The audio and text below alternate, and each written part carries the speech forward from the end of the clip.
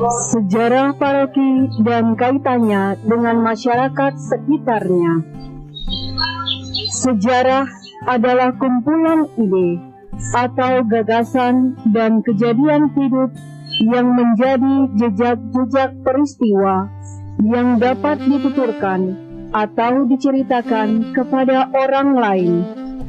Dalam hidup menggereja, sebuah paroki tidak bisa lepas dari suatu sejarah yang dapat diceritakan turun-temurun kepada umat.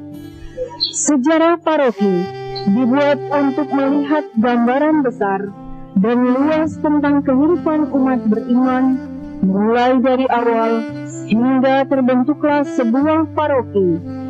Pemahaman historis umat paroki bagi seorang pastor paroki yang sedang bertugas sangatlah penting, karena di sanalah kita mengetahui seluk-beluk, jatuh bangun, suka duka hidup umat, dan aneka macam peristiwa yang terjadi di dalamnya.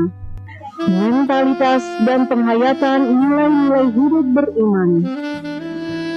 Mentalitas dan penghayatan nilai-nilai merupakan bagian dari kebudayaan. Hal ini perlu diangkat karena pastoral berbasis data tidak lain juga berbasis pada nilai-nilai yang dihayati oleh umat. Dalam konteks reksa pastoral, nilai-nilai yang dimaksud adalah nilai-nilai yang mendasari dan memotivasi orang untuk bersama di dalam satu wilayah teritorial. Profil paroki di mana seorang pastor akan berkarya. Profil adalah gambar atau wajah yang mencerminkan sesuatu atau pribadi seseorang. Profil paroki dimaksudkan sebagai gambaran paroki yang melaluinya kita dapat mengenal wajah, gambar dari paroki secara tepat dan cepat beserta seluk-beluknya.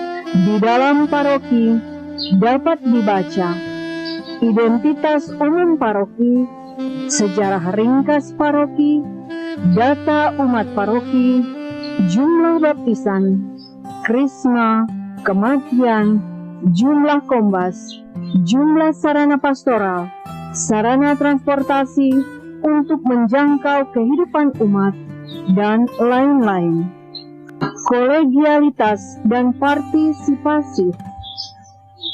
Karya pastoral hendaknya melibatkan kaum awam dalam semangat kerjasama.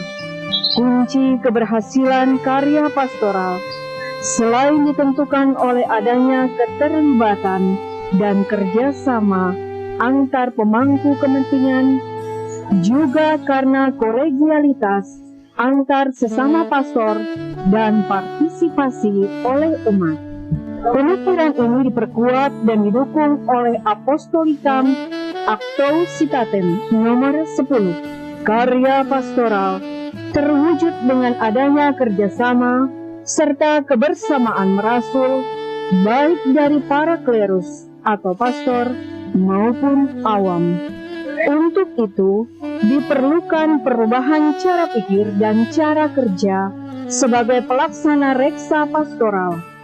Bahwa berpastoral berarti membangun kerjasama, melibatkan orang lain, memberikan orang lain ruang dan kesempatan untuk berpartisipasi dalam semangat kolegialitas dalam membangun gereja. Senada dengan itu, Yohanes Paulus II dalam Ecclesia in Asia nomor 25 menegaskan bahwa setiap keuskupan dan paroki merupakan tempat khas umat beriman berkumpul, saling berbagi, dan bertumbuh dalam iman, menghidupi misteri komunitas gerejawi, dan ambil bagian dalam tugas perutusan gereja. Tidak satupun diabaikan untuk berbagi iman dalam hidup dan perutusan gereja, karena berbeda latar belakang sosial, ekonomi, politik, dan budaya, serta pendidikan. Karena setiap pengikut Kristus memiliki rahmat untuk berbagi dalam komunitas kaum beriman Katolik di Paroki Kristus Juru Selamat Kota Raja. Katekismus Gereja Katolik merumuskan gereja sebagai himpunan orang-orang yang digerakkan untuk berkumpul oleh firman Allah, yakni berhimpun bersama untuk membentuk umat Allah, dan yang diberi santapan dengan tubuh Kristus menjadi tubuh Kristus. Eksistensi himpunan umat Allah ini diwujudkan secara lokal dalam hidup berparoki. Di dalam paroki inilah himpunan umat Allah mengambil bagian dan terlibat dalam menghidupkan peribadatan yang menguduskan, liturgia, mengembangkan pewartaan kabar gembira, kerikma, menghadirkan dan membangun persekutuan, koinonia, memajukan karya cinta kasih pelayanan, diakonia, dan memberi kesaksian sebagai murid-murid Tuhan Yesus Kristus, martiria. Marilah umat Allah di mana saja Anda berada, kita mengikuti proses dialog wawan hati dari tokoh umat dan sesepuh umat pada kesempatan yang sangat berharga ini.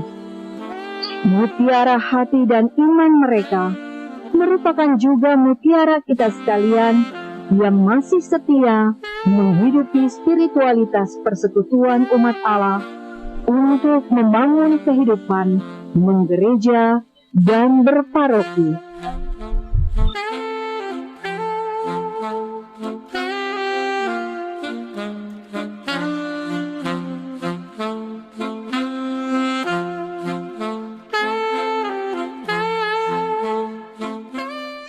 Selamat sore Bapak Ibu, Pastor, Suster, dan umat Paroki Kristus Juru Selamat Kota Raja, Jayapura, dan umat lain pada kesempatan ini yang berkenan menyaksikan siaran kami melalui channel YouTube Paroki Kristus Juru Selamat. Dari gua Maria Ratu Kerahiman Ilahi di sore ini, talkshow kita atau dialog wawan hati kita akan mengangkat tema tentang peran serta dan tanggung jawab tokoh awam dalam hidup berparoki. Perkembangan gereja Katolik secara umum tidak dapat dipisahkan dari peran dan keterlibatan kaum awam. Keterlibatan ini menjadi lebih terlihat sejak dicetuskannya dekret kerasulan awam pada Konsili Vatikan Kedua. Dekret ini sekaligus menjadi kebijakan untuk memperluas keikutsertaan kaum awam dalam karya perutusan gereja. Menjadi pertanyaan kemudian, siapa kaum awam itu? Disarikan dari berbagai literatur gerejawi, ringkasnya, kaum awam itu sendiri adalah orang beriman Kristiani, kecuali mereka yang termasuk golongan imam atau klerus. Ciri khas dan keistimewaan kaum awam yakni sifat keduniaannya yang dalam peran kesehariannya. Kaum awam ditempatkan sebagai duta gereja untuk memperlihatkan Kristus kepada orang lain. Komisi Kerasulan Awam Konferensi Wali Gereja Indonesia atau KWI selanjutnya kembali menegaskan dengan rinci bahwa tugas perutusan itu ialah melaksanakan karya gereja hingga termasuk dalam bidang sosial politik dan kemasyarakatan. Sebagaimana pula hal tersebut tertuang di dalam Kitab Hukum Kanonik Kanon nomor 225.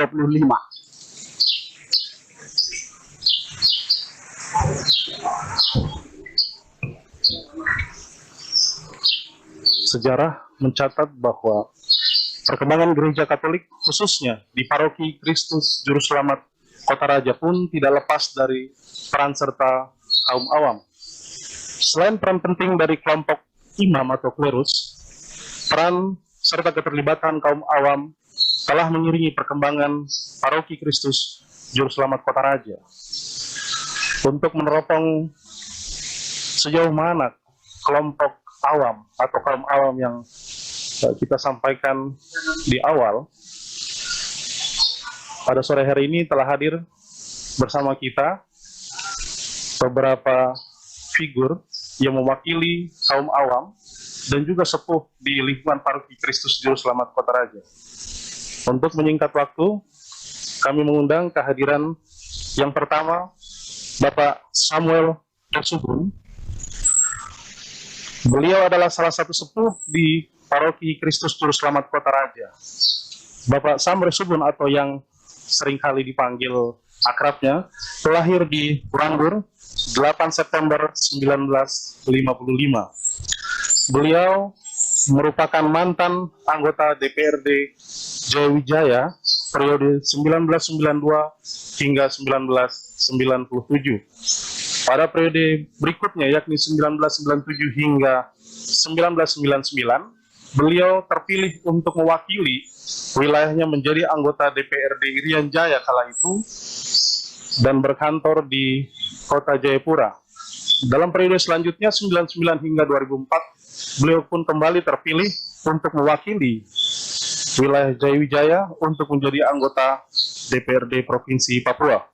Pada tahun 2003, secara akademik beliau mengenyam pendidikan dan lulus dari London University, dan kini beliau pun berkarya aktif sebagai Direktur Utama Penerbangan Sipil di Kabupaten Puncak, Papua. Selanjutnya kami mengundang juga secara istimewa kehadiran Bapak Dr. Insinyur Apollo Savanto, ST.MD. Sebagaimana publik mengenal, Bapak Apollo Savanto adalah Rektor Universitas Cendrawasih Jayapura. Beliau lahir di Agats 24 April 1975. Karir beliau di bidang akademik terbilang lengkap. Dimulai sebagai dosen muda di Universitas Cendrawasih pada beberapa tahun sebelum itu, dan pada tahun 2017 di usia 42 tahun beliau dilantik kemudian menjadi Rektor Universitas Cendrawasih. Terima kasih untuk kehadirannya. Yang selanjutnya secara istimewa juga kami mengundang kehadiran sesepuh Paroki Kristus Juru Selamat Kota Raja, yaitu Bapak Charles Jumatubun. Silahkan, waktu dan tempat kami persilahkan.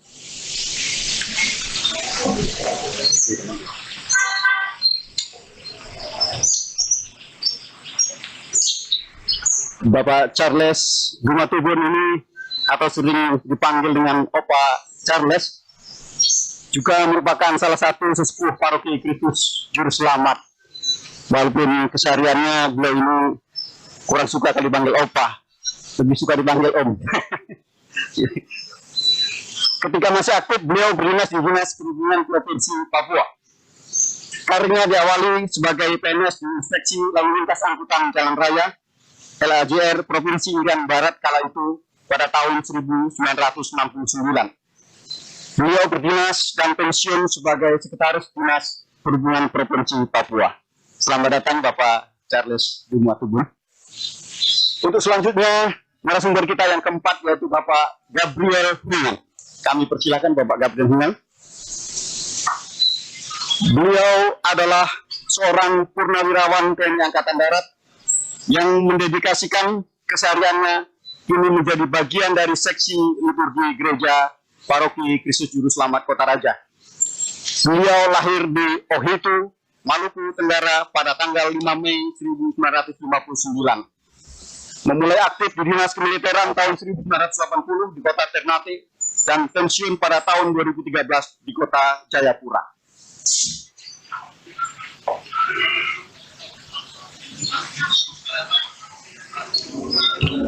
Mengawali dialog ini di sore yang sungguh cerah dan luar biasa ini, tentu menjadi sebuah keistimewaan ketika kita dapat menghadirkan figur-figur yang telah banyak berkarya dan ambil peran dalam perkembangan gereja, paroki gereja di Kota Raja ini. Tentu istimewa juga ketika figur Katolik muda yang dalam hal ini meluangkan waktu juga untuk berbagi banyak hal dan wawasan bersama kita di sini. Nah, untuk mengawali dialog di sore hari ini, saya ingin memulai pertama dari senior kita, atau mungkin lebih tepatnya sepuh, dalam hal ini Pak Samre Sugun.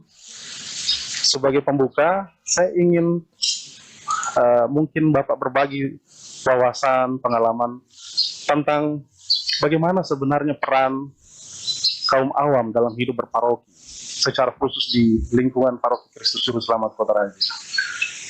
Sejauh itu bagaimana peran mereka dan sejauh mana pengaruh ketokohan. Tentu kita tidak bisa memungkiri bahwa di kalangan awam ada figur-figur penting yang memang turut menjadi motor penggerak dalam perkembangan gereja di paroki ini secara khusus. Kiranya mohon waktu, mungkin Bapak bisa berbagi cerita, wawasan terkait peran kaum awam di paroki kita secara khusus. Silahkan, Pak.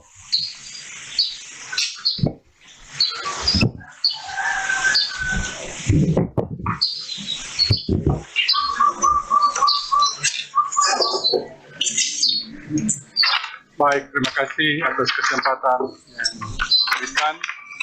Satu kesempatan yang sangat bahagia bahwa untuk pertama kali paroki kita Kristus Juru Selamat mengadakan acara seperti begini di dalam situasi dunia yang penuh ketakutan, penuh bahaya,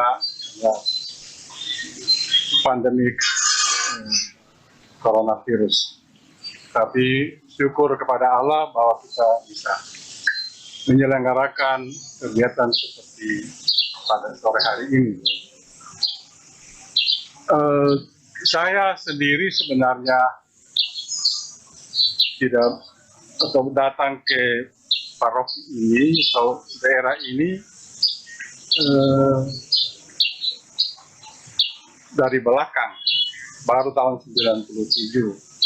Tetapi saya lama di Wamena dari tahun 80.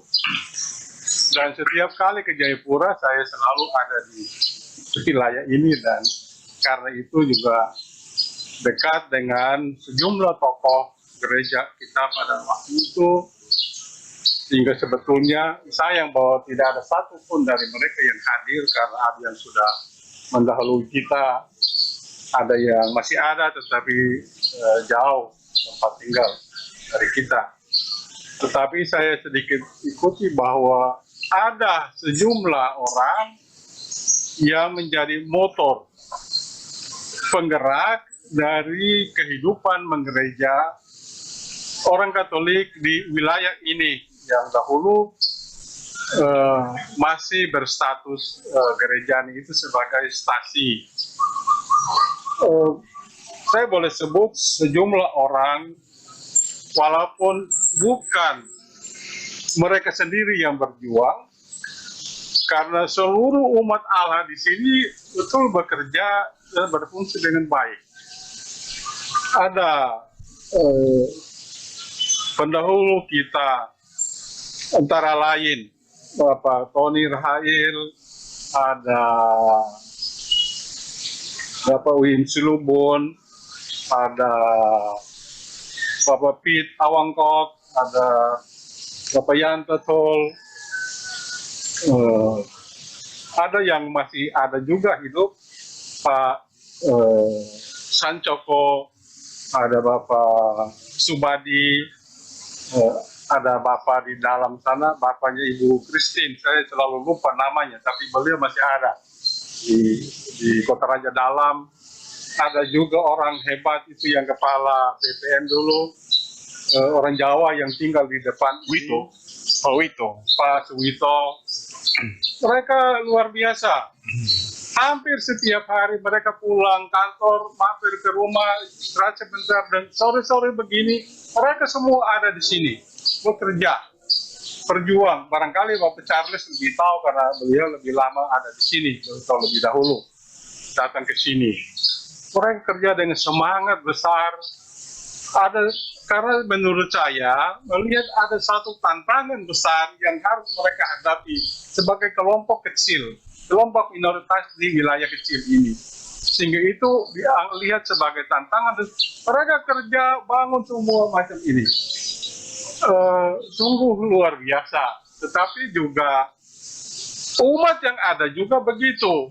Dulu gereja ini kecil sekali, kadang-kadang itu lalu mungkin mereka bosan juga tiap hari Minggu harus pergi atau hari raya pergi ke AB karena ini masuk wilayah paroki Gembala Baik AB Pura. Mungkin juga itu satu faktor juga yang membuat mereka ingin cepat supaya jadi. Akhirnya status gerejanya ditingkatkan menjadi stasi yang diresmikan oleh mendiang Monsinyur Muinenhof tahun 90 atau apa. Nah, sampai kemudian itu menjadi paroki yang diresmikan oleh Monsinyur Leo Lamalajar. Itu ada semangat, tetapi sebetulnya saya merasa itu karena karya Roh Kudus ya, yang luar biasa, yang mengutus kita semua. Seringkali kita tidak sadar orang Katolik ini mungkin karena terlalu biasa. Setiap akhir misa itu pastor itu bilang apa?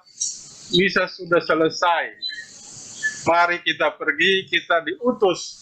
Nah sebenarnya dan kita umat menjawab amin. Artinya kita setuju bahwa itu menjadi utusan, menjadi rasul untuk mewartakan kasih Tuhan untuk sesama. Itu mereka dahulu sehingga menjadi seperti sekarang. Ada waktu itu juga belum ada pastor paroki. Saya merasa itu juga menjadi satu tantangan. Karena tidak ada pastor lalu yang menetap, akhirnya umat ini spontan, dia merasa wah terpanggil harus kita bergerak. Ini juga satu kekurangan karena tidak ada pastor paroki yang menetap, tetapi di sisi lain itu ada sisi nilai positifnya bahwa itu mendorong umat untuk ayo harus kita maju gitu.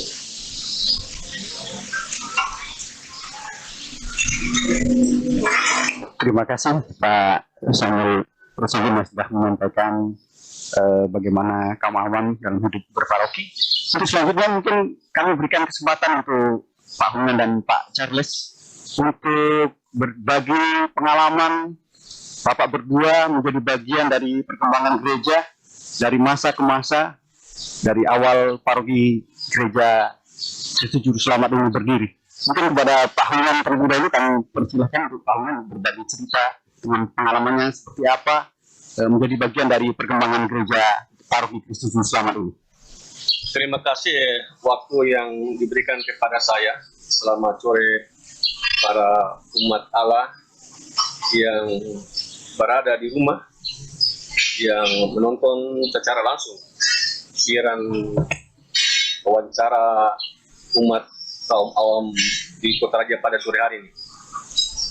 Saya setelah tahun 1996 saya pindah dari Ambon ke Jayapura. Kemudian tahun 1998 saya berada di Kota Raja. Dan waktu itu saya masuk di Kring Santo Yosef. Kota Raja waktu itu di stasi Kota Raja waktu itu hanya tiga kring. Kring Santo Yosef, Kring Ignatius, dan Kring Teresia yang berada di bawah stasi Kota Raja itu. Saya waktu masuk di Kota Raja dan bergabung dengan Kring Santo Yosef, kemudian ikut kegiatan peribadatan, kemudian setelah itu berjalan waktunya, saya tahun 2004 dipilih menjadi ketua Kring saat itu, Kring Santo Yosef. Satu-satu itu, kemudian pada tahun 2005 saya masuk di gereja sebagai sesi Turki saat itu, bergabung dengan teman-teman di Turki saat itu sampai dengan di awal akhir-akhir stasi menuju ke Paroki. Dan pada saat Paroki berdiri sampai saat ini saya berada di bawah seksi Turki. Dan rasanya sangat berbahagia pada saya karena ada motivasi dari 3 tokoh awam yang saat itu memberikan saya motivasi. Antara lain almarhum Tony Rail, beliau berikan sekali beberapa masukan kepada saya. Kemudian yang kedua boleh saya sebut namanya almarhum Bultom. Kemudian yang berikut adalah Bapak almarhum Dia Permase serta Bapak Sanjoko yang masih hidup. 4 tokoh itu memberikan motivasi dengan berbagai macam sesuai dengan apa yang mereka alami. Pak Sanjoko itu memberikan tentang kepemimpinan pada saya, bagaimana kalau di gereja. Kemudian Pak Bultom mengatakan bahwa Aungan di gereja ini tidak mencari apa-apa, hanya mencari Tuhan. Hadirlah di gereja setiap saat apabila kau punya waktu. Kemudian Pak Lewar mengatakan, pada masih mengatakan bahwa Aungan senantiasa selalu mendekatkan diri ke Tuhan dan datanglah ke gereja untuk berdoa, bergabung dengan umat yang ada, melaksanakan kegiatan apa saja yang ada kau bisa memiliki, kau bisa membantu gereja.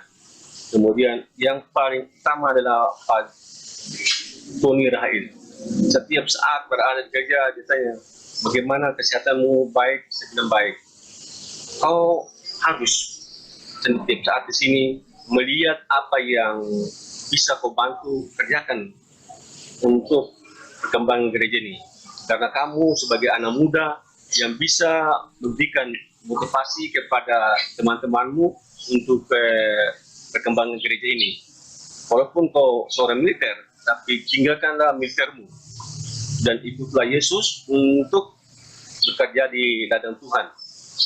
Maka itu dengan motivasi daripada orang-orang yang saya anggap mereka mempunyai talenta-talenta itu, maka saya setiap saat punya kesibukan apapun, saya menyempatkan diri untuk ke gereja, untuk memberikan apa yang saya bisa membantu ke gereja.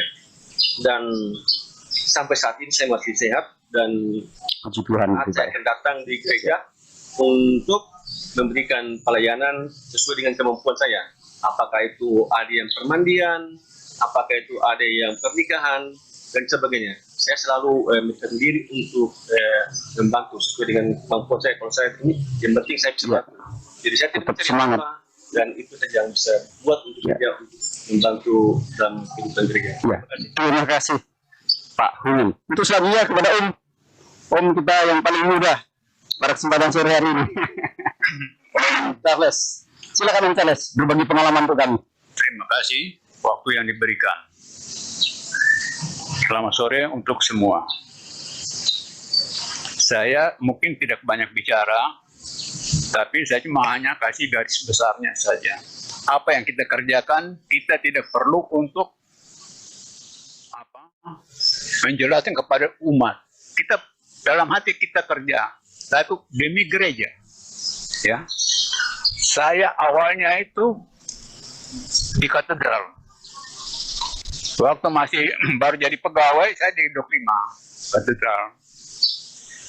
Tetapi waktu berjalan, sudah berkeluarga, cari rumah setengah mati. Kebetulan rumah dinas ada kosong, saya ajukan di permintaan, saya tinggal. Akhirnya 86 saya di Kota Raja, tinggal di Kota Raja.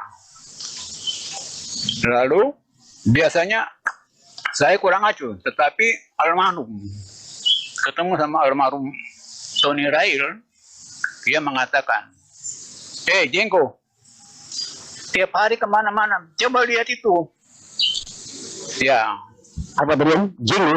jenggo. Oh, jenggo. Oh, itu panggilan kesayangan. Dia panggil, tapi itu panggil untuk bercanda. Oh, Jadi 86 itu sudah mulai ancang-ancang untuk pembangunan gereja Kristus Juru Selamat ini. 86. Yaitu mulai dengan yang waktu itu bahasnya yang bekerja itu adalah Bruder Blom. Ya. Ya. Jadi 87, oh itu sudah sibuk, dan Pak Tony sebagai ya anggota istilahnya termasuk dalam pengurusan apa pembangunan gereja ini. Bekerja sampai 90 sampai 98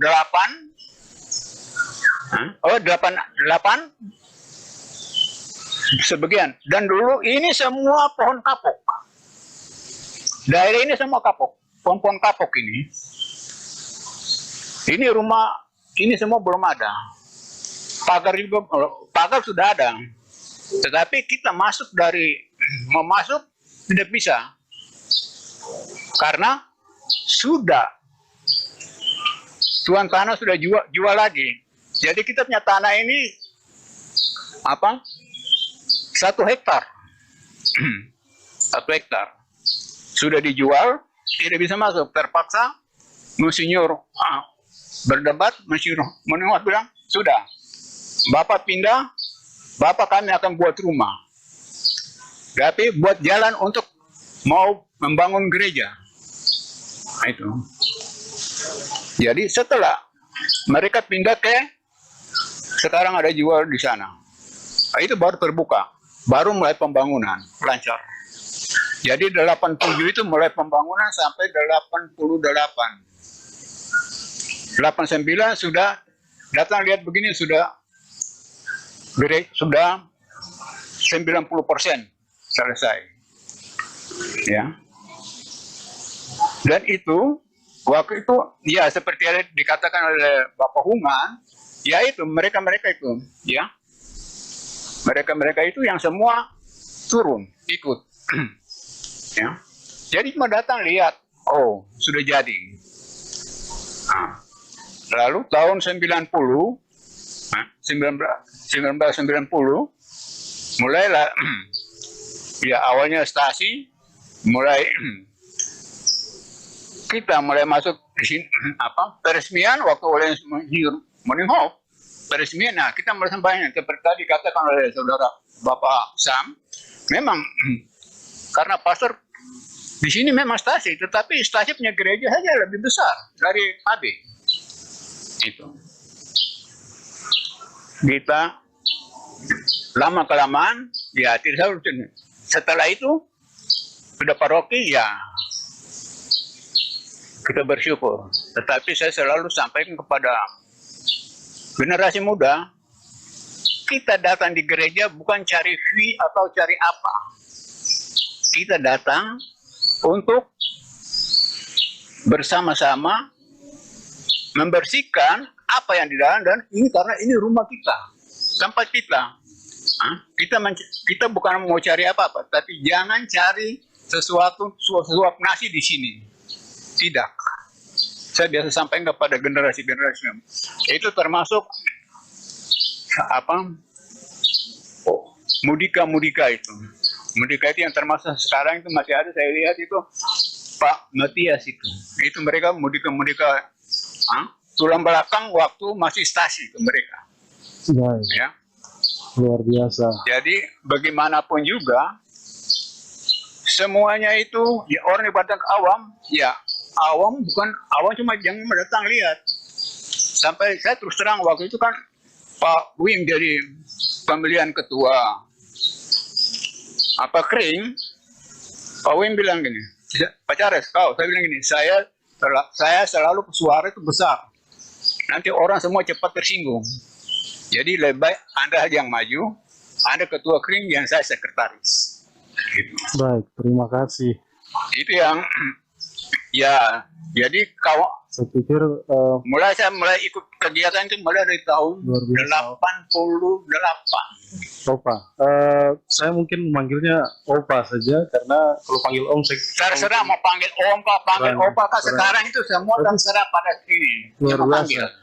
Tapi saya pikir sangat menarik sekali dan saling menjelaskan dari Pak Sam sampaikan, kemudian Pak Hungan juga menambahkan, dan Opa tadi sedikit menyinggung menarik tentang kaum muda, figur muda, dan memang ada di tengah-tengah kita hadir di sini representasi dari kalangan muda yang saya kalau boleh bilang, mohon izin Pak Apollo, bahwa beliau mungkin salah satu figur muda yang boleh dikata sukses, berhasil dalam jenjang karirnya. Nah, mungkin terkait dengan tadi Bapak Charles sampaikan bahwa anak muda datanglah ke gereja tapi tidak untuk motif yang lain.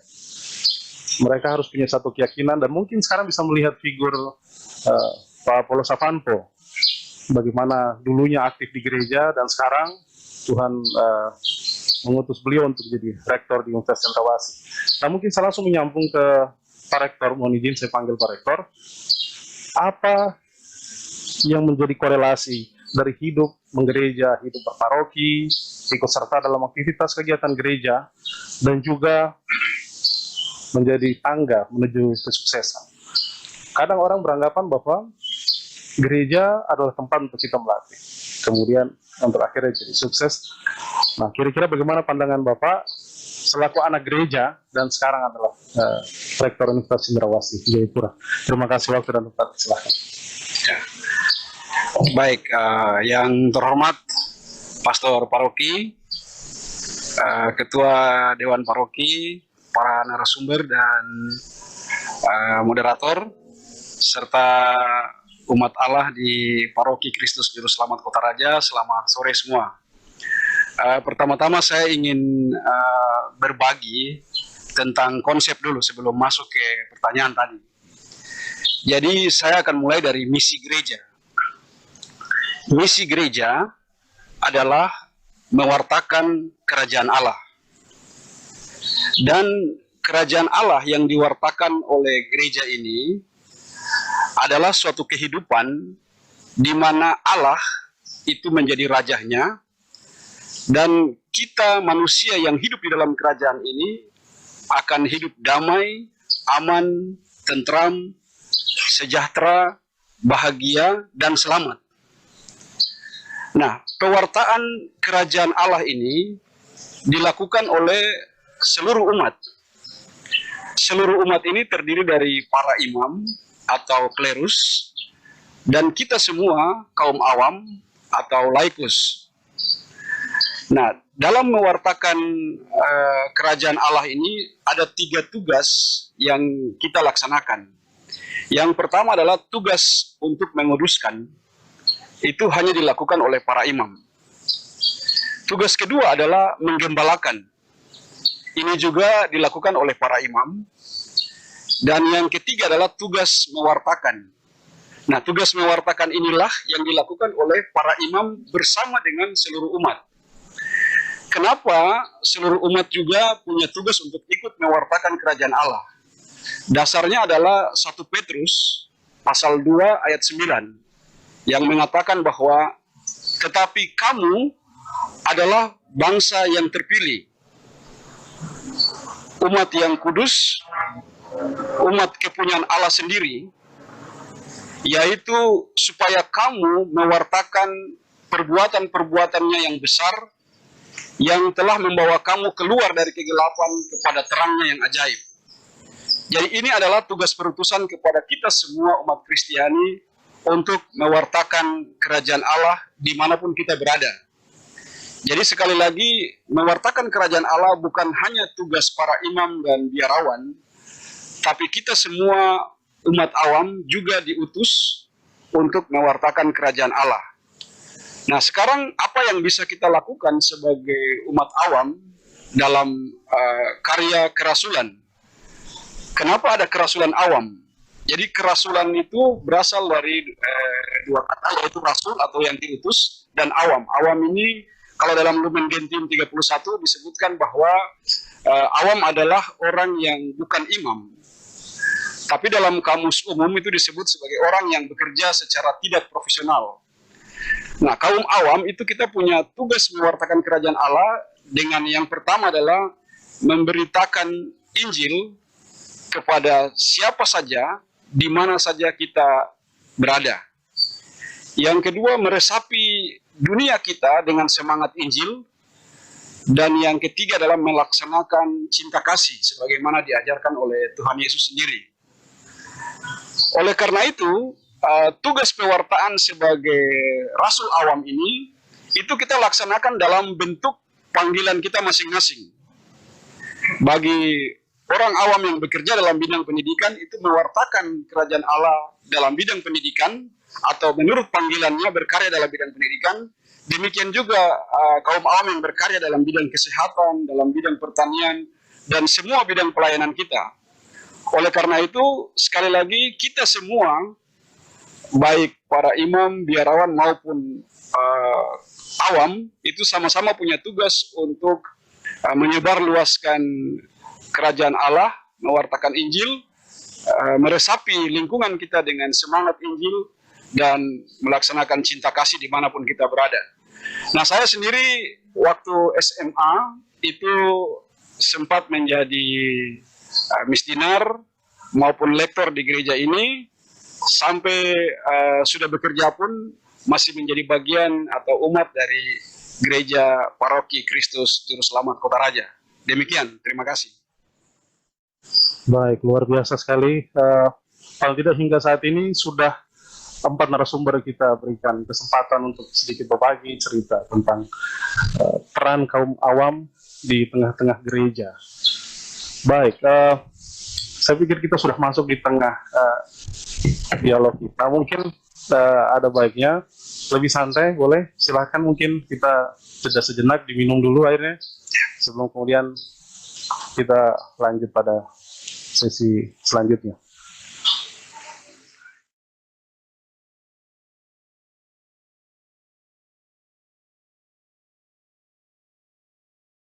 Yang kami cintai dan hormati, dan juga para narasumber yang kami banggakan yang telah berkenan hadir di sore hari ini. Terima kasih, kita sudah kembali. Kita lanjutkan. Saya masih ingin dengan Pak Apollo Savanto.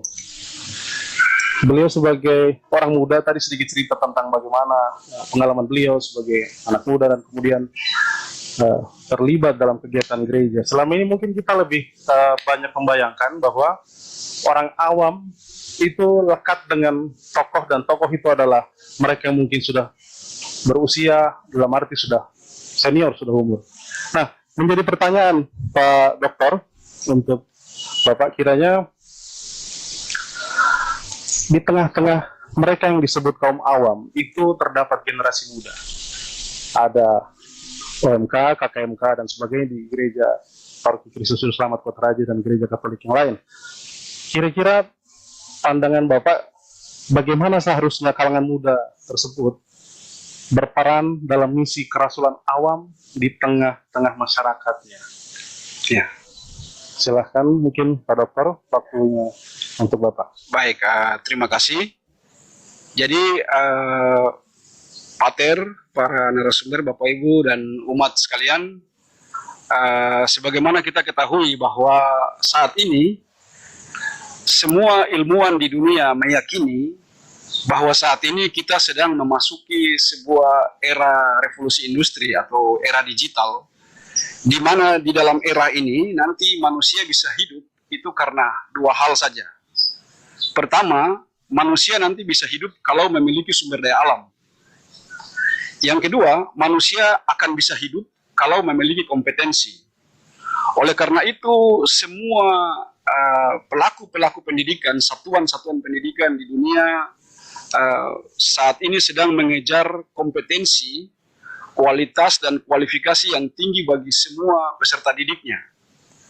Dan kita, bangsa-bangsa di dunia juga saat ini sedang melakukan manajemen talent. Manajemen talent adalah pembimbingan, pendampingan, atau kaderisasi yang dilakukan terhadap anak-anak muda atau generasi muda untuk dipersiapkan menjadi pemimpin di masa yang akan datang. Secara khusus di Indonesia, kita sedang mempersiapkan anak-anak muda kita untuk menjadi pemimpin di tahun 2045. Tahun 2045 adalah tahun di mana bangsa kita akan merayakan 100 tahun kemerdekaan Indonesia Emas. Nah, kalau kita bayangkan tahun 2045, kita yang saat ini berusia 40 tahun ke atas mungkin sudah tidak akan ada pada saat itu. Sementara anak-anak kita yang pada saat ini berusia 20-30 tahun, mereka akan berusia 40-50 tahun pada tahun 2045. Artinya, mereka lah yang akan menjadi pemimpin pada saat itu.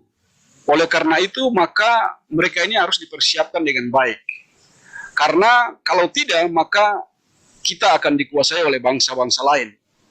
Jadi orang bijak bilang kalau kita mau mengukur masa depan suatu bangsa, masa depan suatu komunitas, itu cukup kita lihat generasi mudanya saja.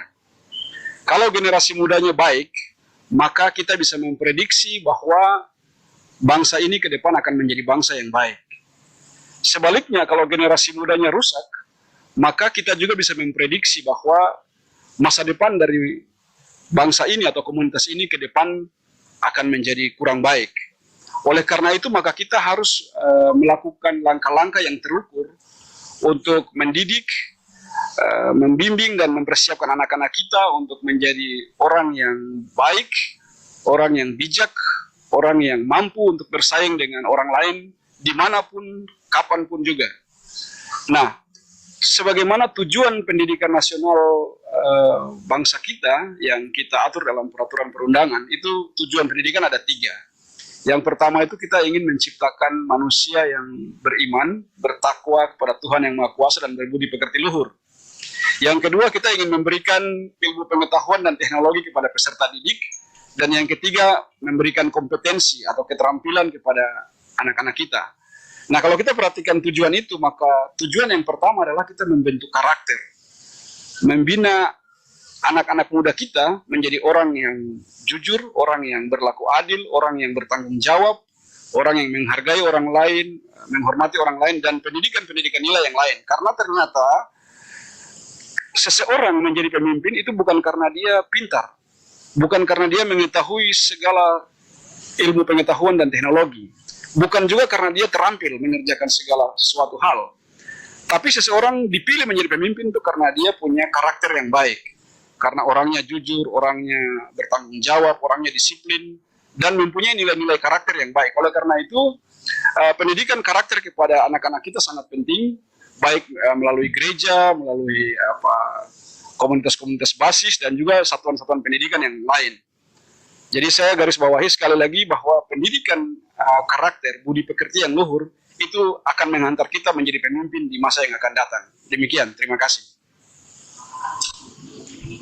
Ya, terima kasih Bapak Dokter yang sudah memberikan pengalaman, boleh dibilang pengalaman spiritual lah, boleh dibilang di dalam menjalani proses akhirnya sampai pada posisi saat ini sebagai Rektor Universitas Cendrawasih.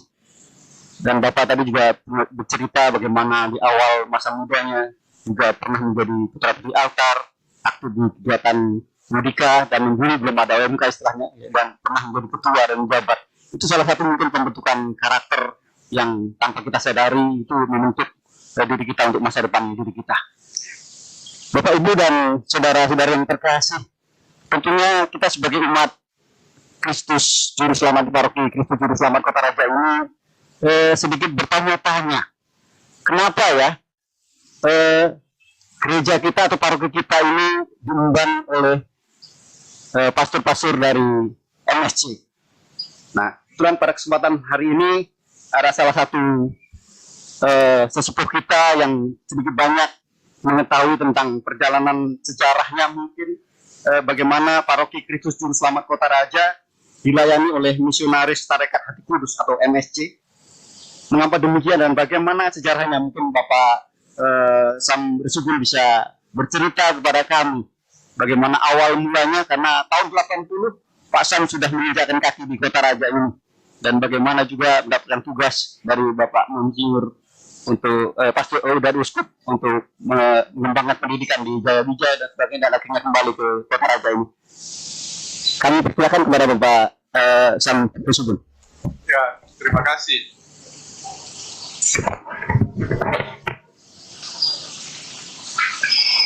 Dahulu tidak ada pastor tetap. Yang saya pernah tahu itu Torian van der Horst, Almarhum, Pastor Paroki, Gembala Baik, terkadang datang misa di sini, bisa di kering-kering juga, dan sejumlah pastor lain silih berganti. Yang sedikit menetap itu adalah Pastor John Kiakebu, anak muda waktu itu, ya, tinggal di pastoran yang saya bilang secara nakal itu gudang situ beberapa 1-2 tahun lah, tidak lama.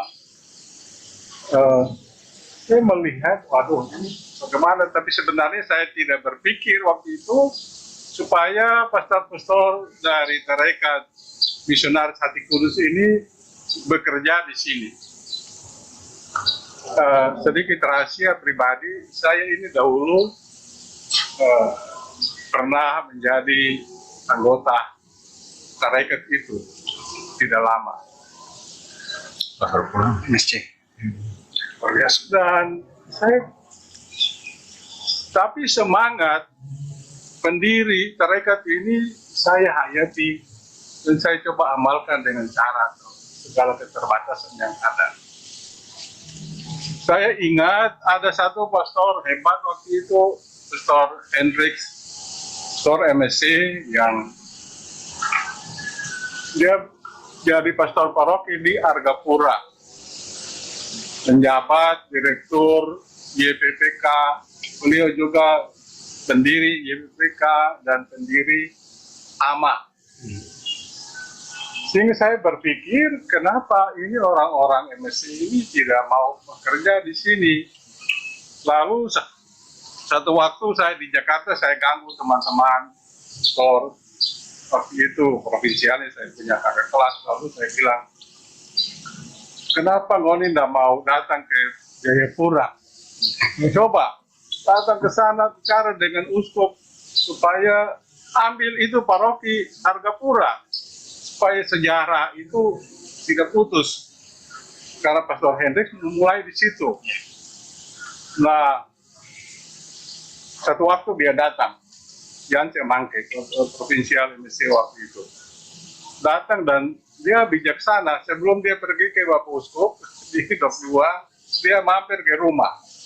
Dia datang, bersama bagaimana? Kamu saya bilang,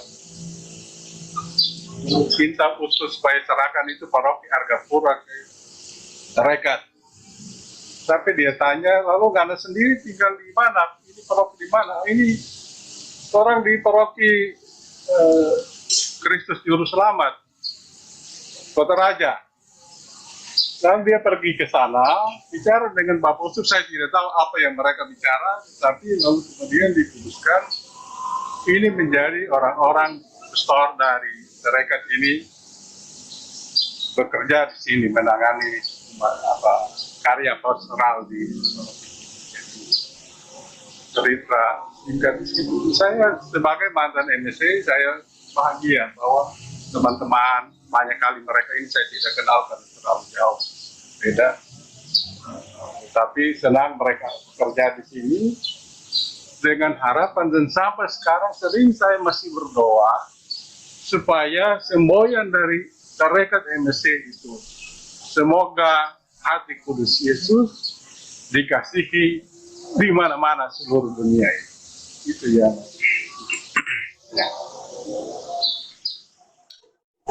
Terima kasih Bapak Sam yang sudah memberikan tentang sejarah singkat bagaimana misionaris dari tarekat MSC berkarya di paroki kita.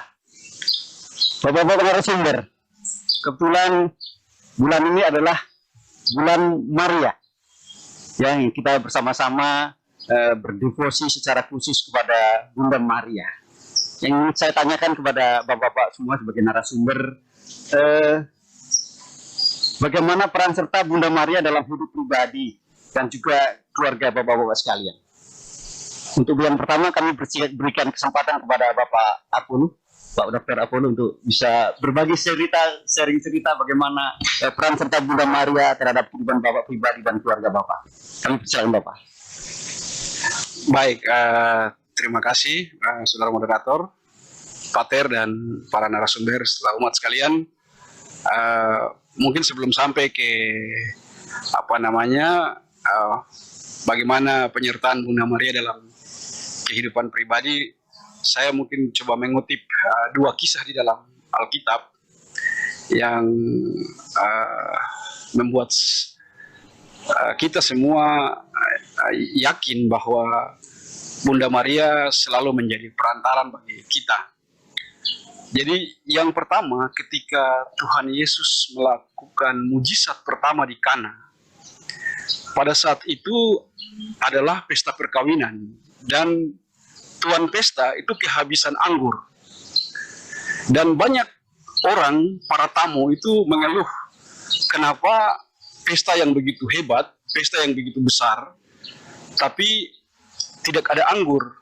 Karena sudah menjadi tradisi dalam budaya Yahudi bahwa pesta-pesta rakyat, apakah pergantian tahun, apakah pesta perkawinan, itu selalu ada anggur. Dan pada saat itu Tuhan Yesus ada di tengah-tengah mereka dan menyaksikan apa yang mereka alami. Tapi Tuhan Yesus belum melakukan sesuatu untuk membantu mereka. Akhirnya Tuan Pesta datang kepada Bunda Maria dan meminta kepada Bunda Maria untuk menyampaikan kepada Tuhan Yesus bahwa kami sedang susah, tolong sampaikan kepada Tuhan Yesus bahwa kami sedang susah dan kalau bisa beliau membantu kami. Lalu ketika Bunda Maria menyampaikan hal itu kepada Tuhan Yesus, kalau kita ikuti kisahnya di dalam kitab suci, Tuhan Yesus mengatakan kepada Bunda Maria bahwa, Ibu, saat ini belum waktu saya. Tapi karena Ibu meminta, maka saya akan melakukan. Nah, makna di balik peristiwa ini adalah Tuhan Yesus sangat memperhatikan hal apa yang diminta oleh Bunda Maria. Yang kedua, orang Yahudi, terutama Tuan Pesta, tidak mungkin secara tiba-tiba dia meminta Bunda Maria untuk menyampaikan kepada Tuhan Yesus tentang kesulitan yang sedang mereka hadapi. Yang ketiga, Bunda Maria juga tidak mungkin tiba-tiba saja menyampaikan hal tersebut kepada Tuhan Yesus kalau Bunda Maria tidak mengetahui bahwa putranya ini mempunyai kemampuan ilahi. Bunda Maria tentu mengetahui bahwa Tuhan Yesus mempunyai kemampuan ilahi karena sejak di dalam kandungan, sejak dilahirkan sampai dewasa, Bunda Maria adalah pribadi yang selalu bersama-sama dengan Tuhan Yesus, sehingga dia mengetahui semua kemampuan ilahi yang dimiliki oleh Tuhan Yesus. Oleh karenanya, Bunda Maria meminta Tuhan Yesus untuk membantu Tuan Pesta, dan Tuhan Yesus melakukan apa yang diminta oleh ibunya. Yang kedua, peristiwa ketika Tuhan Yesus disalib, itu Bunda Maria berdiri bersama murid yang dikasihi oleh Tuhan Yesus, yaitu Yohanes. Dan Tuhan Yesus menyampaikan kepada Yohanes bahwa, anak, ini ibumu. Dan juga kepada ibu, Tuhan Yesus menyampaikan bahwa ibu itu anakmu. Lalu kita baca lebih lanjut, di sana dikatakan bahwa sejak hari itu, murid itu menerima Bunda Maria di dalam rumahnya, dan Bunda Maria tinggal bersama-sama dengan dia. Saya secara pribadi meyakini bahwa murid itu adalah kita. Tuhan Yesus menitipkan Bunda Maria kepada kita, dan sejak hari itu Bunda Maria ada bersama-sama dengan kita. Oleh karena itu, ketika kita di dalam kesulitan, tentu dosa-dosa kita itu menjadi penghalang antara kita dengan keilahian Tuhan. Tapi berkaca pada peristiwa Kana, pada mujizat pertama yang dilakukan oleh Tuhan Yesus, kita bisa menyampaikan permohonan kita kepada Tuhan Yesus melalui Bunda Maria. Dan ini kita yakini pasti Bunda Maria memperhatikan semua permasalahan-permasalahan hidup yang dihadapi oleh anak-anaknya, umat manusia. Jadi secara pribadi saya tetap meyakini bahwa peran Bunda Maria bersama para kudus itu sangat dekat dengan kita dalam kehidupan sehari-hari. Sebagaimana juga ditulis oleh Yohanes dalam kitab Wahyu, bahwa ketika Yohanes di Pulau Patmos, dia melihat mulai dari Bapak Abraham, Bapak Ishak, Bapak Yakub, sampai kepada para kudus, itu sedang mendoakan kita yang ada di bumi, yang sedang bersiara. Dengan kisah yang sama, kita meyakini juga bahwa Bunda Maria, walaupun sudah berada di surga bersama dengan para kudus dan bersama dengan Tuhan Yesus, tapi tetap memperhatikan kita yang masih bersiara di bumi. Demikian, terima kasih. Terima kasih Bapak Apolo. Ada dua sari yang bisa kita ambil dari apa yang disampaikan. Yang pertama adalah ada hubungan emosional yang sangat dekat, bagaimanapun seorang ibu dan seorang anaknya, sehingga sang putra tidak bisa menolak permohonan dari ibu. Dan kemudian juga bagaimana peristiwa penalitan Yesus sendiri yang menitipkan Bunda Maria kepada kita atau kepada murid-muridnya. Untuk selanjutnya kami berikan kesempatan kepada Pak Samuel Disubun. Mungkin pengalaman bagaimana peran serta Bunda Maria di dalam menginspirasi hidup atau memberikan semangat ataupun memberikan pengharapan seperti apa yang bisa Bapak sharingkan kepada kami. Kepada Pak Samuel kami persilakan. Terima kasih. Mungkin singkat saja. Bagi saya, Maria itu Bunda Gereja yang memegang kunci karya keselamatan Allah. Karena itu memang pengalaman pribadi sehari-hari. Kebetulan saya beberapa tahun terakhir saya banyak waktu di Timika, dan beruntung rumah dan kantor saya itu dekat ke Katedral Timika. Jadi mereka setia sekali 3 kali sehari. Pagi jam 6, siang jam 12, sore jam 6 selalu ada lonceng doa Angelus. Istri saya selalu mengingatkan saya ketika di sini, sering dia juga kirim WA Angelus. Oh, saya berdoa itu. Di kantor saya kasih tinggal kerja, saya doa dulu aja 2 menit cukup. Nah, kenapa ya? Bagi saya, seandainya itu sering saya berpikir, seandainya waktu itu Bunda Maria dia tolak malaikat, tidak bersedia menjadi ibu Tuhan, wah ini menjadi celaka besar juga. Mungkin Yesus juga tidak hadir. Tetapi itu untuk saya sebagai orang Katolik yang mengimani Yesus sebagai juru selamat, Maria adalah contoh nyata ketaatan kepada kehendak Tuhan. Dia bilang, aku ini hamba Tuhan, terjadilah padaku menurut perkataanmu.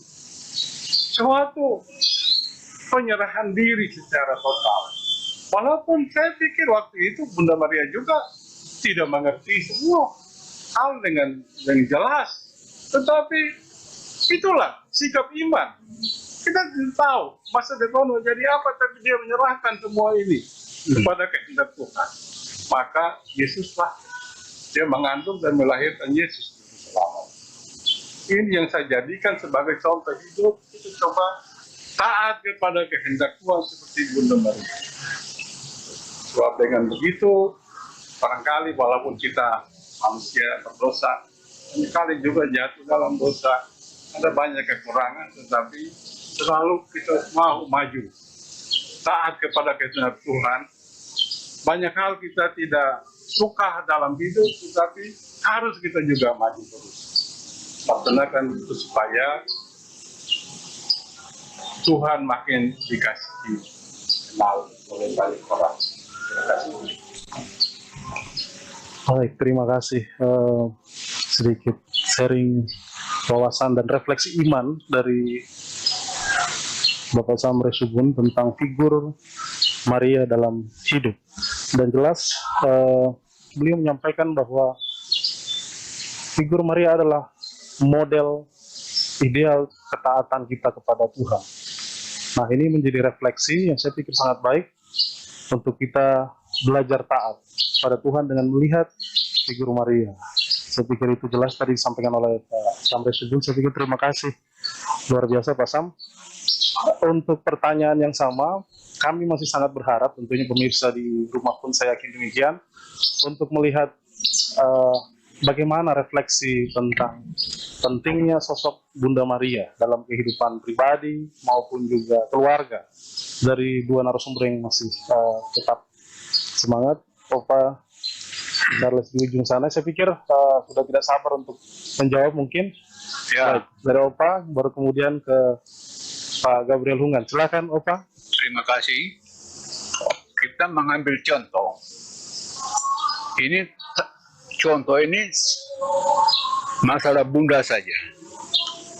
Apakah seseorang anak meminta apa kepada bapak, bapak langsung kasih? Dia pergi ke ibunya, mama, saya ada perlu ini. Jadi contoh ini yang membuat kita harus betul-betul tahu bahwa bunda adalah paling mengasihi, dan kita apapun yang kita sampaikan kepada dia, dia akan menyampaikan kepada putranya. Jadi bunda adalah mama, ya, mengganti kita panggil mama lebih baik karena semua itu mama yang kasih.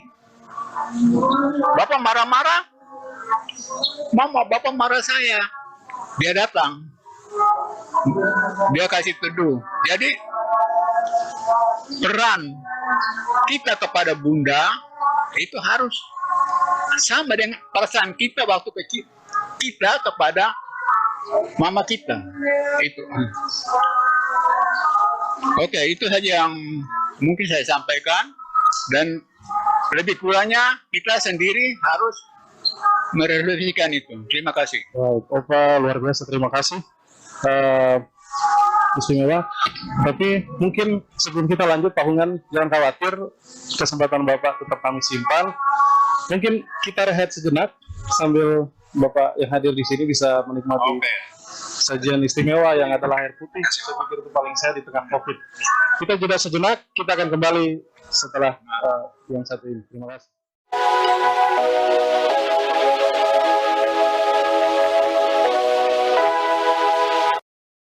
Pemirsa yang telah mengikuti sajian dialog kita di sore hari ini, kita kembali melanjutkan tadi yang sempat jeda ke Pak Hungan, menyisakan satu narasumber untuk memberikan kira-kira refleksi tentang figur Maria dalam kehidupan pribadi Pak Gabriel Hungan beserta keluarga.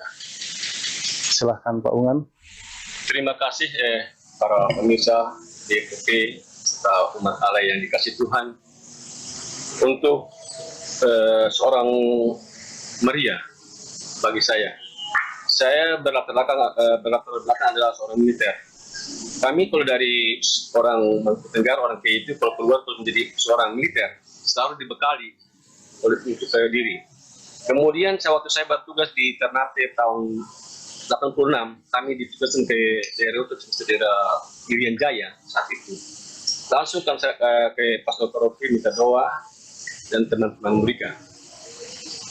Yang dikasih Pastor Paroki adalah seorang Pastor Paroki dari Filipina.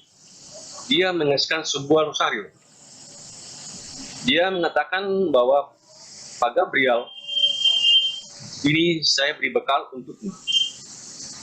Dimanapun Ngana pergi, Ngana bertugas, itu perlu dengan doa. Cukup 3 kali Salam Maria dan Bapa Kami.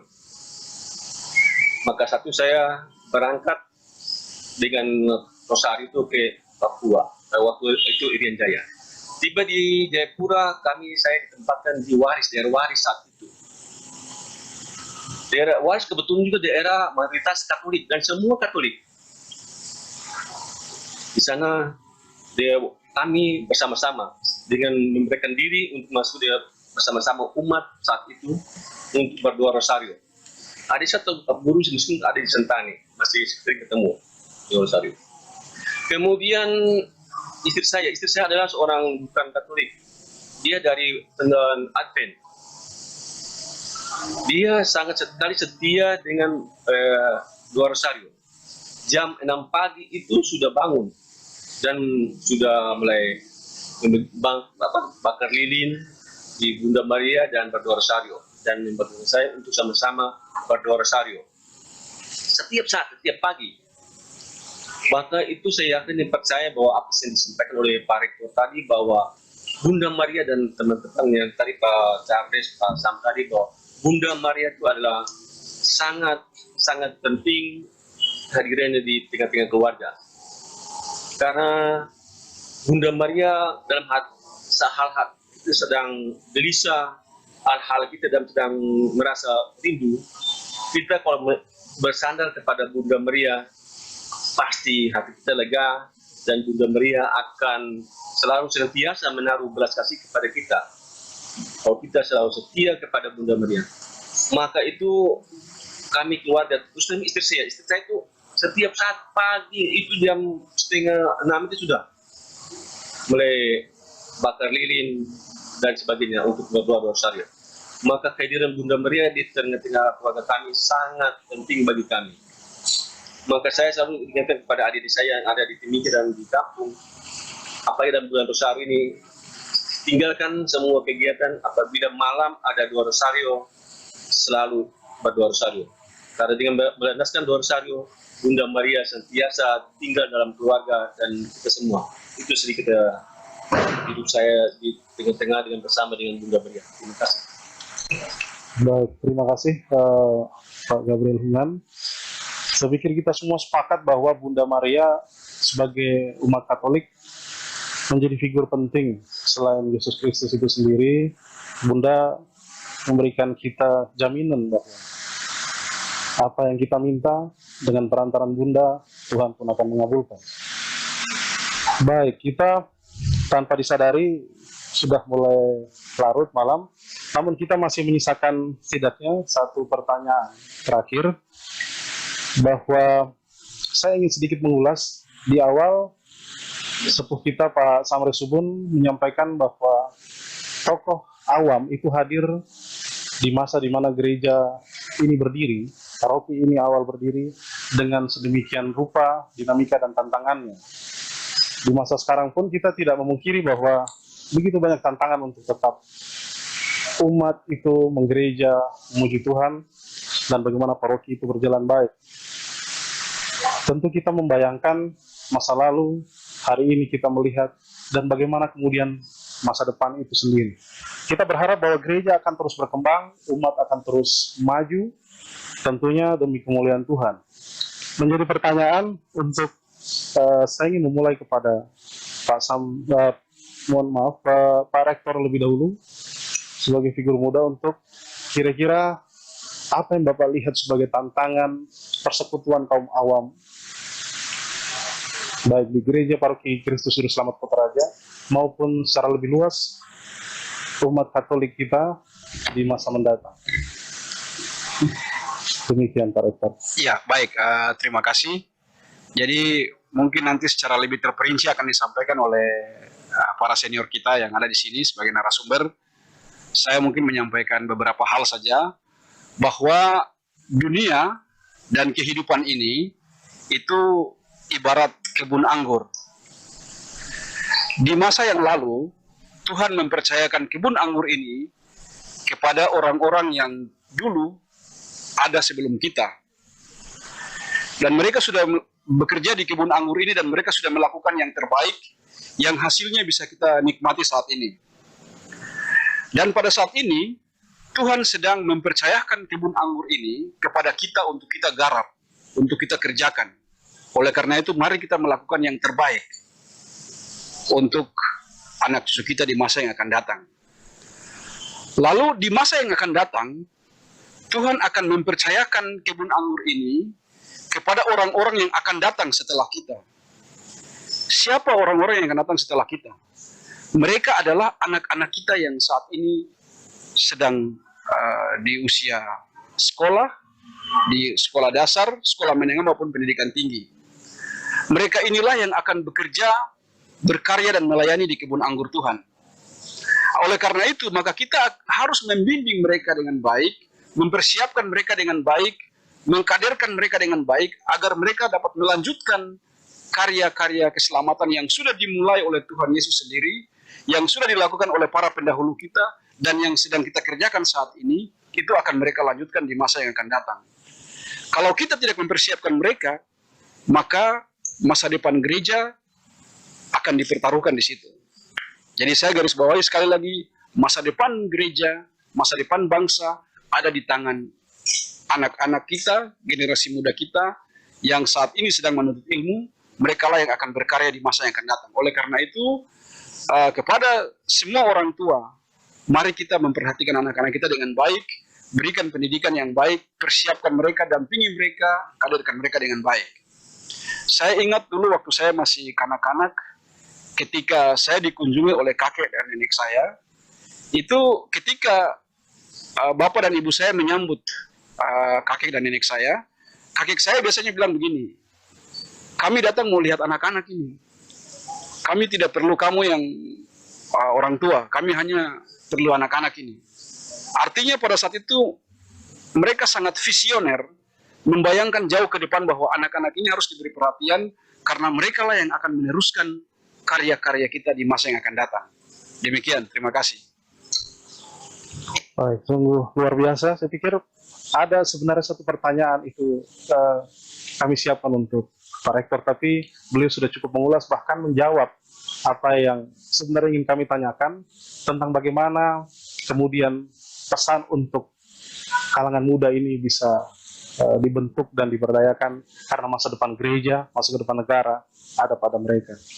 Baik, terima kasih Bapak Rektor, Bapak Apollos Avanto.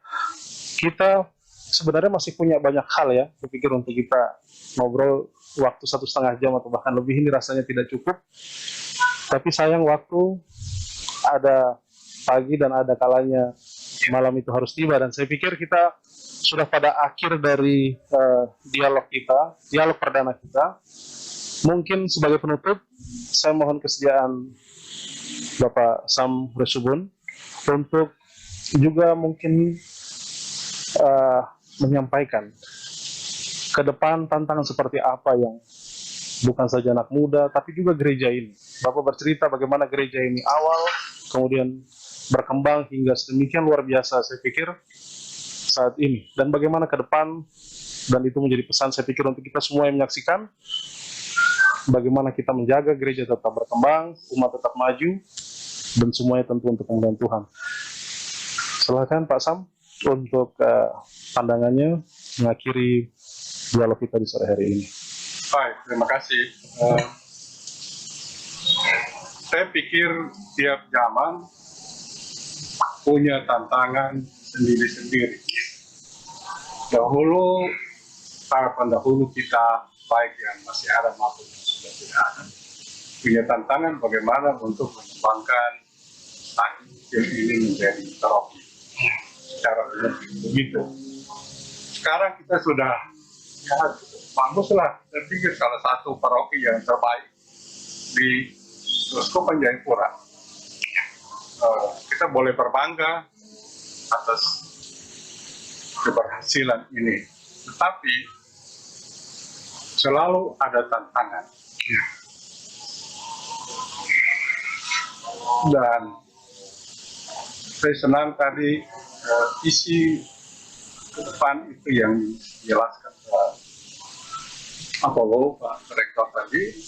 Ini anak muda ini, anak-anak kita memang harus disiapkan dengan baik, dididik dengan baik, dan salah satu wahana terbaik adalah gereja bagi kita sebagai orang Katolik. Banyak orang kita berhasil Karena kalau lihat masa kecilnya dia lagi hidup bermain di lingkungan gereja di sana. Dan itu gimana seluruh dunia kalau kita baca riwayat itu.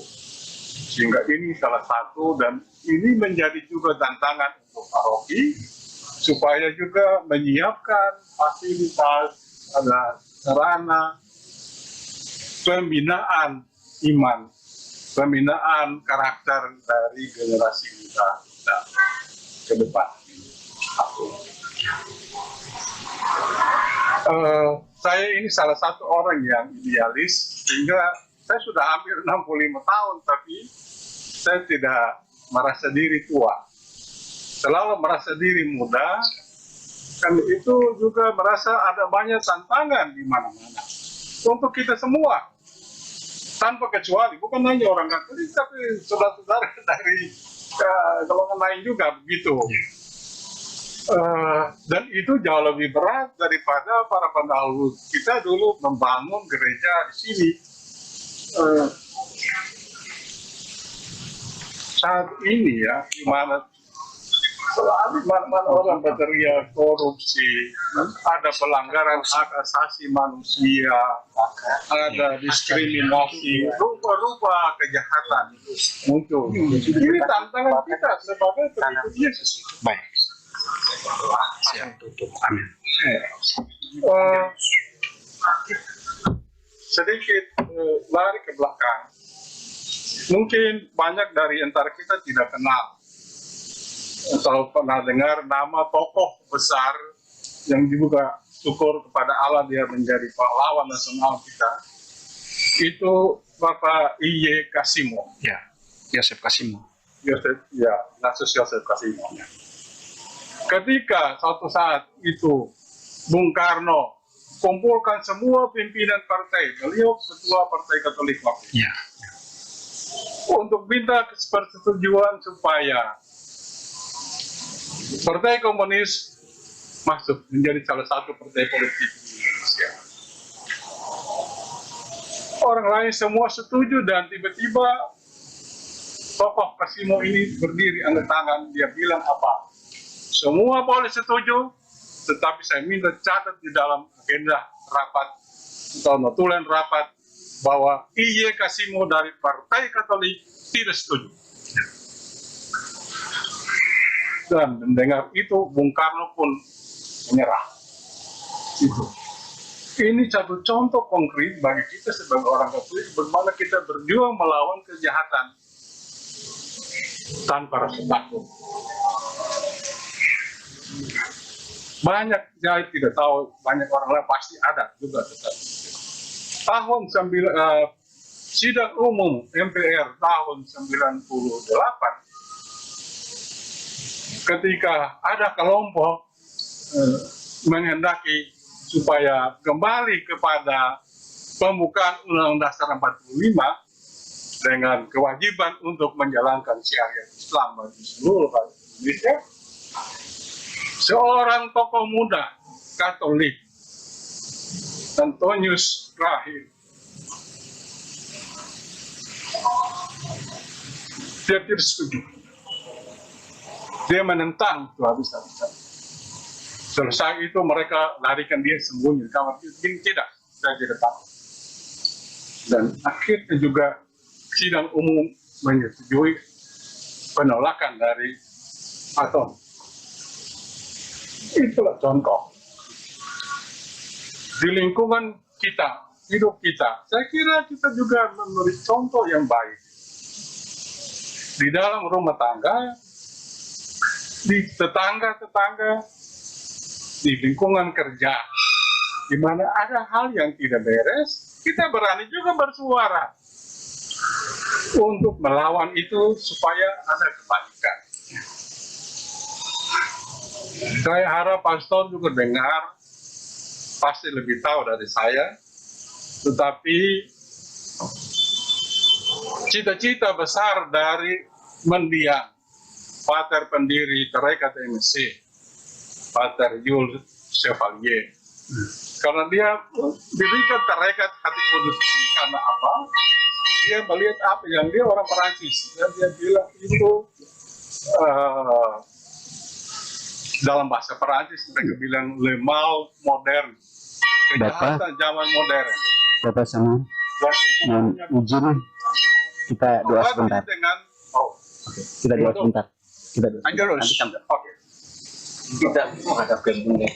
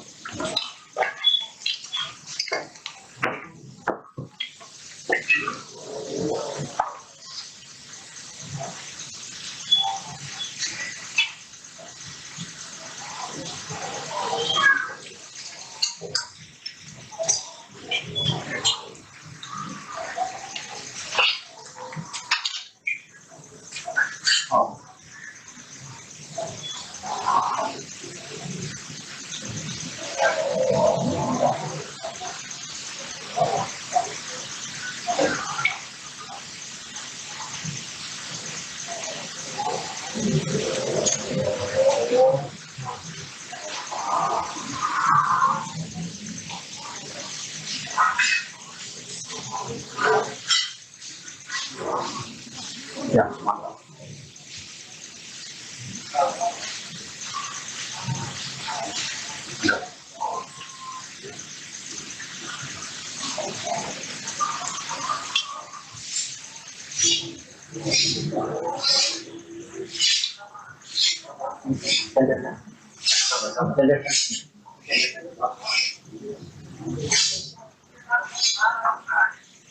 Ya.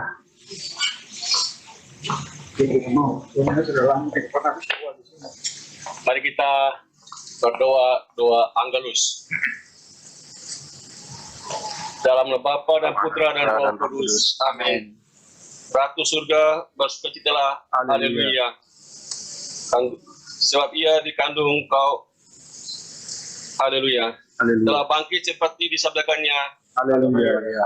Doakanlah kami pada Allah. Haleluya. Bersukacitalah dan bergembiralah perawan Maria. Haleluya. Sebab Tuhan sudah telah bangkit. Haleluya. Marilah berdoa. Ya Allah, Engkau telah menggembirakan dunia dengan kebangkitan Putra-Mu, Tuhan kami Yesus Kristus. Kami mohon perkenankanlah kami bersukacita dalam kehidupan kekal bersama bundanya perawan Maria dan Kristus pengantara kami. Amin. Dalam nama Bapa dan Putra dan Roh Kudus. Amin. Silakan Bapak Samuel tersebut untuk melanjutkan yang tadi. Silakan. Terima kasih.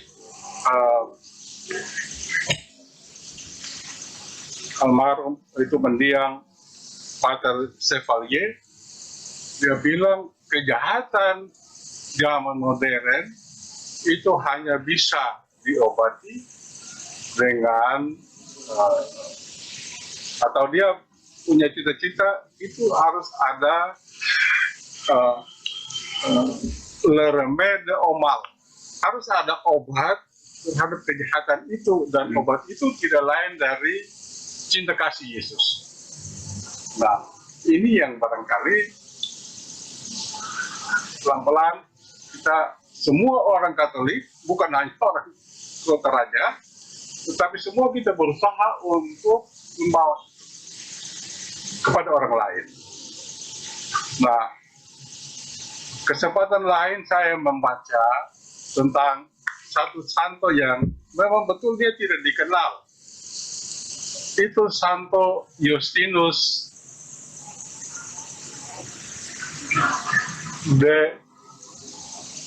dia orang Italia.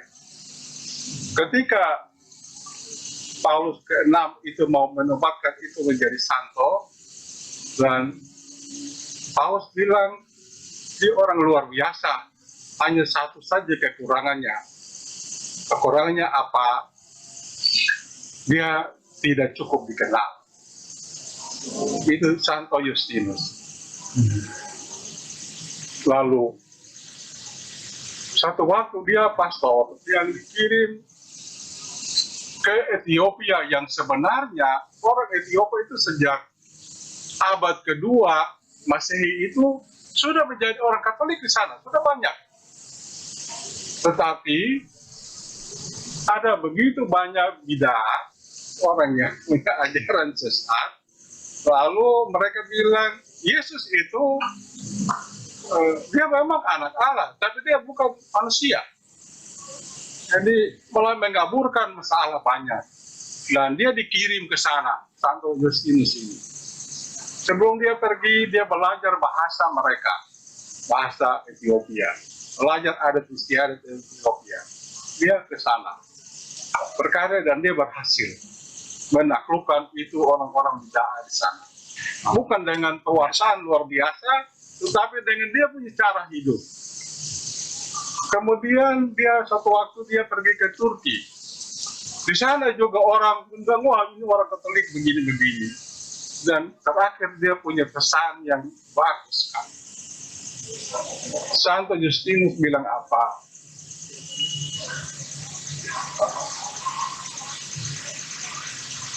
Jangan berkelahi.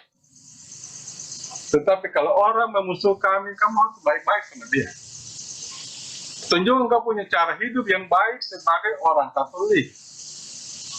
Di mana ada kejahatan, kau juga harus hadir di situ dan kasih tunjuk kau punya sikap sebagai orang Katolik yang kau mau lawan kejahatan itu. Tidak setuju. Itu luar biasa. Mereka memang betul tidak dikenal. Sampai-sampai mungkin di Indonesia juga ada tarekat itu, CM. CM itu singkatan dari Congregatio Missionis. Mereka kan betul tidak dikenal seperti mereka MSC, OFM, dan lain-lain. Tetapi itu, semangat ini luar biasa. Ini hanya bisa ada pada orang kita Katolik, bila mana kita mulai dari generasi muda. Anak cucu kita, itu harus kita start di situ. Dan saya harap ke depan, pastor-pastor, dewan paroki, dan begitu banyak pengurus Kombas yang luar biasa. Saya hanya ikuti terus perkembangan dari jauh, tetapi sungguh luar biasa umat Kombas kita di sini. Umat yang kelompok menengah ke bawah dan sangat variatif, orang rupa-rupa orang itu. Tetapi hidup, mudah-mudahan dengan ini kita bisa berkembang untuk memerangi kejahatan. Jadi sebagai orang Katolik harus jadi contoh, jadi cahaya untuk menerangi jalan kebenaran, kebaikan itu. Harus mulai dari gereja. Kita mari sama-sama. Terima kasih. Terima kasih Bapak Samuel Subuh. Bapak Ibu pemirsa dari acara Dialog Wawan Hati Paroki Gereja Kristus Juru Selamat Kota Raja ini, tanpa terasa waktu kita sudah berjalan lebih dari 90 menit. Semoga acara kita pada kesempatan hari ini membawa suatu harapan baru, membawa suatu wawasan baru maupun pencerahan baru bagi kita, bagaimana kita seharusnya sebagai umat beriman, sebagai kaum awam untuk dapat terlibat di dalam kehidupan berparoki dan hidup gereja. Kami ucapkan terima kasih untuk Bapak-Bapak narasumber. Yang pertama kepada Bapak Samuel Resubun, kami ucapkan terima kasih kepada Bapak Dr. Insinyur Apollo Savanto, STMT, sebagai Rektor Universitas Cendrawasih yang berkenan hadir pada kesempatan sore hari ini. Kami haturkan banyak terima kasih kepada Bapak Charles Dumatubun, kami ucapkan terima kasih, dan kepada Bapak Gabriel Hungan kami ucapkan terima kasih atas kehadiran kebersamaannya kita pada kesempatan sore hari ini menyapa umat Gereja Katolik Juru Selamat Kota Raja ini. Ya, semoga acara ini berkenan dan mendapat sambutan yang baik bagi Bapak Ibu dan para pendengar semua, para pemirsa semua di rumah maupun dimanapun mereka berada. Kesimpulan pada kesempatan dialog wawan hati kita sore hari ini adalah bagaimana perkembangan paroki kita senyatanya tidak lepas dari peran dan kontribusi kaum awam dan tokoh umat sebagai penggerak dinamika kehidupan berparoki. Pentingnya peran keterlibatan para tokoh seperti yang hadir pada kesempatan sore hari ini dan sesepuh kita dalam membangun serta mengembangkan paroki tentu menyiratkan harapan agar paroki kita, Paroki Kristus Juru Selamat Kota Raja ini dapat terus bertumbuh dan juga berkembang. Harapan tersebut akan sulit terwujud manakala kaum awam, termasuk diantaranya adalah kaum muda, tidak mengambil peran dalam kehidupan gereja dan berparoki, secara khusus di paroki yang kita cintai ini. Sebagai penutup, mari kita berikan persembahan kita dan pujian kita kepada Bunda Maria dengan lagu Mada Bakti nomor 543, Mengasihi Maria. Mari kita persiapkan. Mungkin Bapak Ibu dan yang punya Mada Bakti di rumah bisa membuka, dan mari kita menyanyikan bersama. Kami undang Bapak-Bapak narasumber untuk berdiri, kita nyanyikan bersama. Mengasihi Maria, kerinduanku, menjadi wanginya cita hidupku, yang undang surgawi sambut baktiku. Ini ku aturkan doa padamu, Maria Pemurah Ratu Surgawi, Engkaulah bundaku, aku anakmu. Janganlah biarkan apapun juga memisahkan kita kini dan belakang. Ratu yang berkuasa, dengar doaku, dampingilah aku di medan hidup. Ulurkan tanganmu bila ku jatuh, dan hantarkan aku ke dalam surga. Terima kasih. Semoga acara kita pada kesempatan hari ini berkenan bagi Bapak Ibu semua, dan sampai berjumpa kembali pada episode selanjutnya 2 minggu yang akan datang. Kami ucapkan terima kasih juga kepada tim multimedia Paroki Gereja Kristus Juru Selamat Kota Raja yang telah mempersiapkan suksesnya acara kita pada kesempatan sore hari ini. Terima kasih, Tuhan Yesus memberkati kita semua. Amin.